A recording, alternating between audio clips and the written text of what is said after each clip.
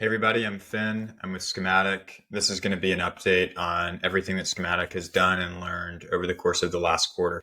Before I get into it, let me go back and provide a little background context. So when Ben, Jazz, Gio, and I founded Schematic in June of 23, we founded it to solve a problem that we'd run into at prior companies. We had faced constant roadblocks around pricing, packaging, and billing because any change that we wanted to make always required code changes. Before founding the company, we interviewed nearly 30 CTOs to compare their experience to ours, and they consistently described the issue along the lines of hard-coded pricing. This often meant that logic that dictated what a customer would have access to in a product based on a contract or a subscription lived in application code, which meant that if you wanted to launch a third tier or give a special customer a plan exception or run a pricing migration or unbundle a tier, there was always this really crummy trade-off. And that was, I can either invest in new features or I can invest in billing and pricing initiatives. It also meant that the billing experience that we were giving our customers was often really high friction. We constantly saw customer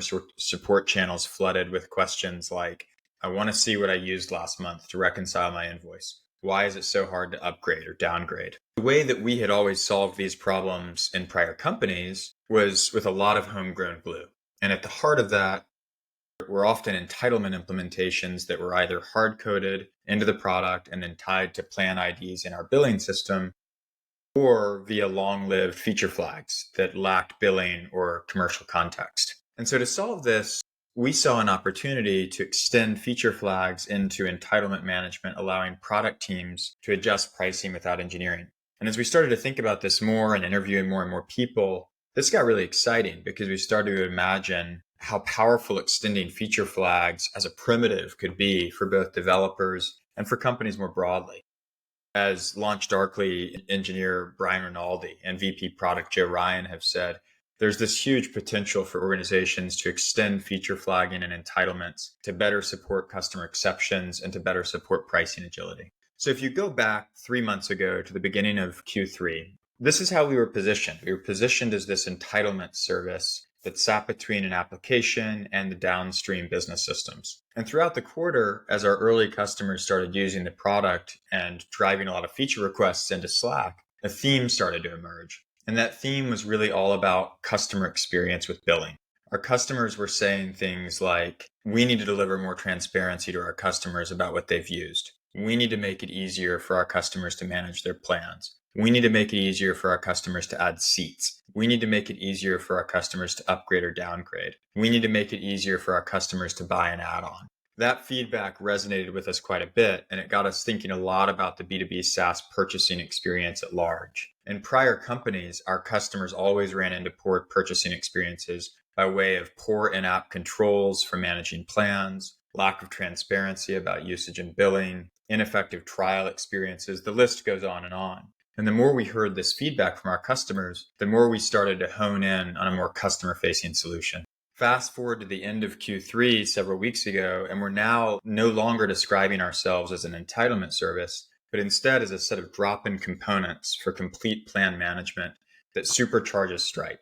Most startups choose Stripe for billing, but they soon realize that there's a ton of infrastructure needed to build to manage pricing and packaging. This additional infrastructure usually involves building and maintaining a set of really predictable components, admin panels, feature flags, entitlements, product catalogs, a bunch of UX for plan management. Think upgrade paths, usage meters, customer portals, etc. Developers should not have to build or maintain any of this. None of it is core to their product. We call this the last mile of pricing and packaging, and central to what we're trying to do for our customers is make it really easy for developers to outsource this last mile so that they can focus on shipping new value and avoid getting bogged down in the latest pricing or billing initiative. Schematic components are fully customizable drop-in components for React. They allow you to design and configure purchasing experiences within Schematic and easily integrate them into your app.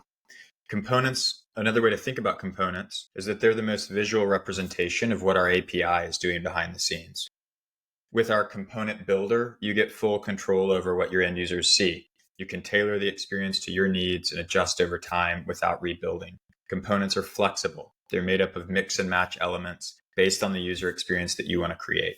What's available now are several components: current plan, included features, next bill date, payment methods, invoices. Each component element is customizable. More elements are on the way and more components are on the way. And we're building out a long list of components that we will templatize over the next few months.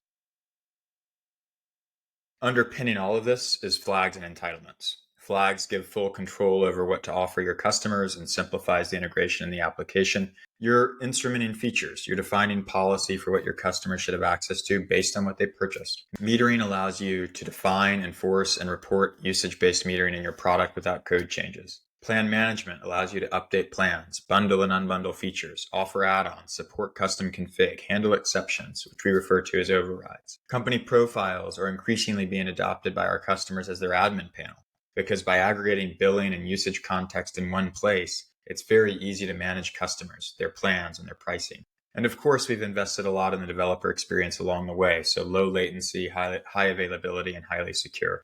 The response that we've gotten to components from our launch a couple weeks ago has just been incredibly energizing. We've always believed that it should be really easy for product and engineering teams to manage pricing and packaging end to end, and that's from feature delivery all the way through end user experience. In Q4, we're focused on several key themes: getting to self-serve onboarding and trialing with improved developer experience and SDK support for React and Next.js. Number 2, launching more components and supporting more pricing models. And number 3, growing our podcast and earning more media. We're incredibly grateful to all of you for participating in the journey, for your feedback, for your critique, for your feature requests. We're in the early innings for sure.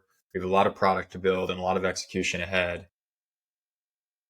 Thank you so much for your support, your feedback, and all the energy that goes into getting a company from 0 to 1.